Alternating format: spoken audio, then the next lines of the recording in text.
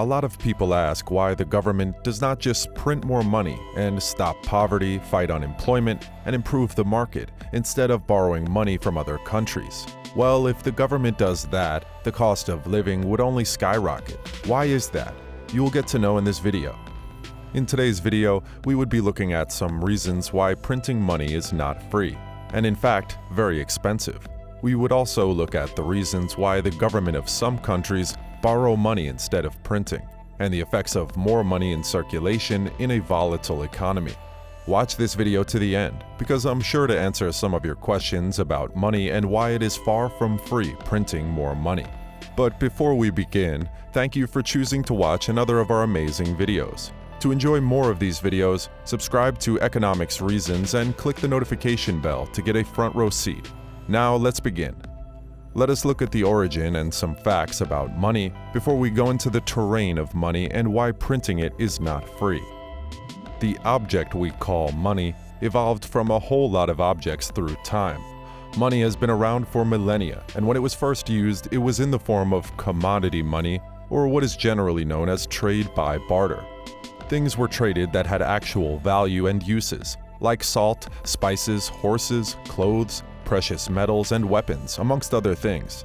Like money, these things did not have any intrinsic value, but due to their rarity, they became universally accepted as currency. In the growth and development of the human economic system, there was the need to create a more mobile system of money, one that was not as cumbersome as salt, horses, weapons, and other types of commodity money. Then came the system known as representative money. Representative money was then replaced by the money we use today known as fiat money. This requires faith and trust in the government that their money will have value. The value of this money is based on the economic stability of a country. So if the economy is affected by deflation, the money loses value, and if it is affected by inflation, it equally loses value. Money is one of the oldest inventions by man. We have been conformed to believe that money can answer anything, and some have put it at the pinnacle of our daily struggle for survival. While I may not be concerned about the ethics or psychology of money, I would want you to know that there are things money cannot do, ethically and economically. The popular belief is that money, one of the greatest and most flexible inventions, has grown to be a principal factor in human life. We can do next to nothing without money, and the fact is that money is the motivational yardstick to the curve of a country's economy, either going up or coming down. Well, this belief is held by most people, and it is not entirely correct. The truth is, money has no intrinsic value. However supposedly important it is, its value is judged by factors that are not within its control. What this means is that money in itself has no actual value. It's only considered valuable because it can buy things. Money only has value because we believe it has value. If we believe and accept stones as the legal tender, then stones will assume the place that money assumes in society. This effect is called the Tinkerbell effect. The Tinkerbell effect is used to describe something that only exists because we believe it exists. This means that anything can have value or not when we believe they do or do not have value. This is the case with money.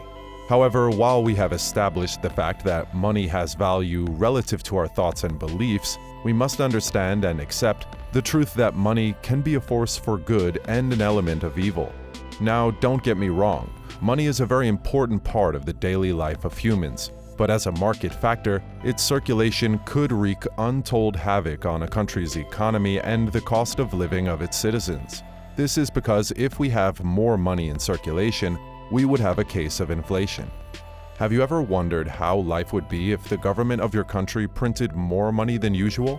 Cool, right? Well, not cool. This will lead to a very sour phenomenon known as inflation, where products are less and the money in circulation is more. Imagine a bar of chocolate is sold for $10 and there are 20 people with the exact $10 to purchase it. To make sure the chocolate bar is sold, what the seller does is increase its price, so that only the individual with more than $10 can purchase it. This is what we call inflation.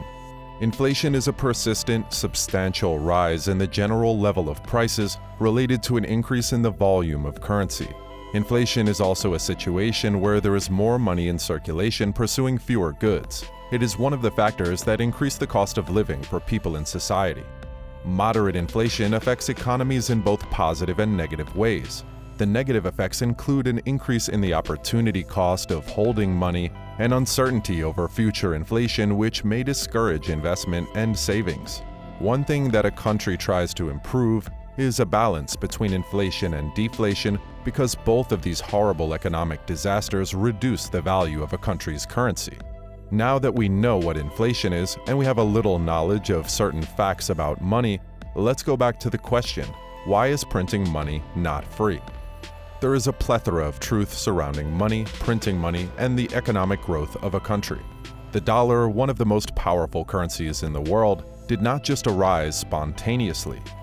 This rise in the value of the dollar, and indeed other high-value currencies in the world, is made possible because of their scarce rate. Scarcity means the limited state of certain resources in a society. While this may not be a good thing in most respects, it is a commendable tool that would create a more stable and balanced economy. Persistent printing of money into the society will eventually lead to the devaluation of that currency. It would become crippled, next to nothing, compared to other currencies that are strengthened by their scarcity. Basic economies tell us that an increase in supply results in a fall in demand and therefore a fall in price. So the more money in the economy, the lower the value of the money. For example, the more dollars in an economy, the lower the value of each dollar. This means that other countries can purchase more dollars in exchange for their currency. More money in the economy causes a shift in the demand curve for goods and services. But this isn't matched by an increase in economic output. Prices must rise. This is what happened with the chocolate bars. If the government printed $2 million and shared it with everybody in the society, 30 people would decide to buy a motorcycle. Let's say we have only 12 motorcycles available in the whole country. What the sellers would do is increase the price of the motorcycles. That's only logical. So if we print more money, we're only making the society more volatile, the economy more prone to liquidity, and the poverty margin would increase exponentially. Also, take a look at the amount of money that a country uses to print money every year. A third world country is most likely to spend more money printing than the actual value of their money. This will only devalue their country and throw them into more poverty.